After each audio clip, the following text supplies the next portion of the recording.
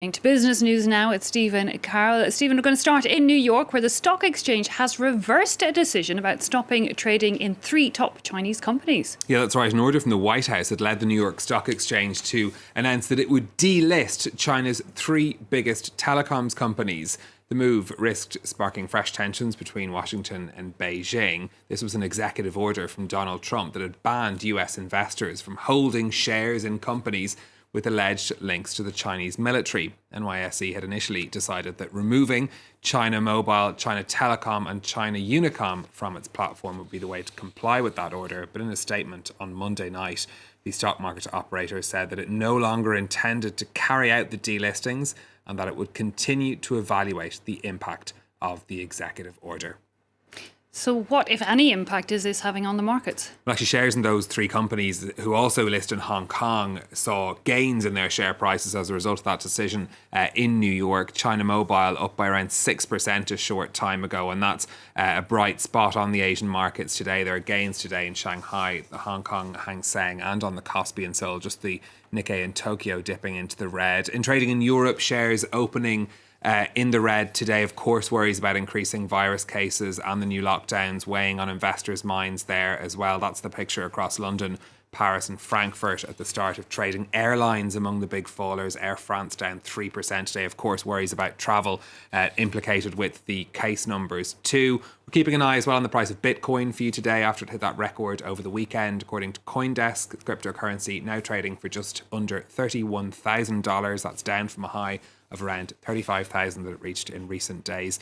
Now, we're used to seeing big price swings in Bitcoin, but it'll be interesting to see what level it eventually settles down at after this most recent spike. Okay, staying with the market, Stephen, and of course it was a much quieter start to the week for trading in London because of Brexit. That's right, almost €6 billion worth of share deals were done away from London on the first full day's trading after the UK's transition out of the EU ended. The Financial Times reporting that trading in companies like the Spanish bank Santander, the Deutsche Bank or the French oil company Total had moved to EU marketplaces. That means that more trades are being done in Paris, Frankfurt or Madrid. Before Brexit, up to 30% of trading in EU shares happened in London, but changes in regulation now have pushed that business back onto the continent. Well, meanwhile, here in France, the coronavirus restrictions have meant a huge slump in demand for champagne. Smaller and fewer weddings means a lot less demand for champagne, as well as other major events that have been cancelled because of the pandemic. Even the Christmas period hasn't helped to recoup the lost sales, and some grapes are actually being left on the vine. Camille Nedelec has the story. It's gloomy skies over the vineyards. And this champagne producer isn't going to be saying cheers anytime soon. 2020 saw events cancelled, airlines grounded and restaurants shut. As demand for champagne dried up, a third of the grapes here have been left on the vine. C'est une catastrophe. Non, ça fait mal au cœur. On a des équipes qui travaillent toute l'année pour faire des beaux raisins. On a eu des beaux raisins. On essaie de travailler durablement. On est sur du développement durable. On essaie d'être le plus propre possible. Et de laisser 30% dans sa vigne, c'est un crève-cœur.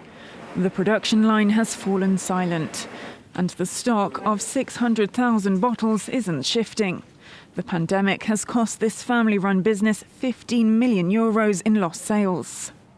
At Drapier-Champagne, customers like these Belgian tourists have become rare. Il a fallu surmonter le moral et le champagne, c'est toujours une bulle, c'est incomparable pour surmonter le moral. Ça fait du bien. On a nous-mêmes ouvert une bouteille pour célébrer ce retour de la clientèle chez nous. Export accounts for 60% of their sales. Pre-pandemic, wholesalers like tourists would come to taste the champagne in person. Instead, the team sent out samples to clients around the world and held tasting sessions via conference call. The champagne industry saw sales drop by a fifth in 2020, representing a loss of more than €1 billion. Finally, Stephen, the Australian airline Qantas is hoping for a return to international travel. Yeah, that's right. Qantas has opened bookings for international flights from July of this year. That's after halting all of its foreign routes last year due to the pandemic. Australia, of course, effectively closed its borders in recent months, grounding flights by companies including Qantas. The carrier says that resuming international flights will be subject to the start of vaccinations and the reopening of international borders. Of course, a government decision on borders. And Australia's Deputy Prime Minister said that travel will only be allowed when international arrivals don't pose a risk to Australians. But Qantas hoping that by July there could be some sense of people being able to travel again. Indeed, I think we all echo that hope that things will take a turn for the better. Stephen Carroll with the Business News, thanks indeed for that.